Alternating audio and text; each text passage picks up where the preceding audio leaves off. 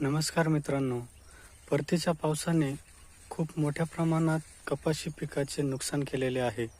यामध्ये आपण पाहू शकतो झाडांवरील जवळजवळ 50% ही पातेगळ झालेली आपणास दिसू शकते आणि ही पातेगळ त्यातल्या त्यात पानांवर पाणी साचून त्यामुळे बुरशीजन्य रोगांचा प्रादुर्भाव देखील वाढत आहे. त्यामुळे कापूस बोंडसड ही समस्या देखील मोठ्या प्रमाणावर उद्भवत असलेली आपणास पाहावयास मिळते.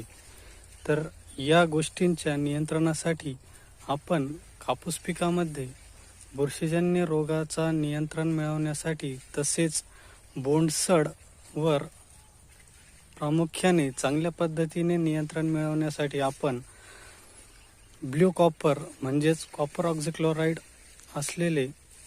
असलेला घटक आपण 30 ग्रॅम प्रतिपंप घेऊ शकतो आणि त्यात 3 ग्रॅम स्ट्रेप्टोसायक्लिन याचा वापर करून आपण बुरशीजन्य रोगांवर चांगल्या प्रकारे नियंत्रण मिळवू शकतो. तसेच बोंडसड वर देखील 100% आपण उपाययोजना करू शकतो.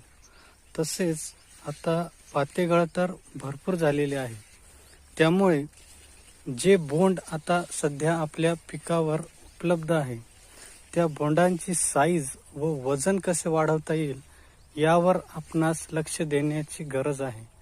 त्यासाठी आपण जर पोटॅश असलेला घटक ज्यात जास्त आहे जसे 0050 किंवा पोटॅशियम शोनाइट आपण 100 ग्रॅम प्रतिपंप प्रमाण घेऊन आपण त्याची फवारणी घेऊ शकतो.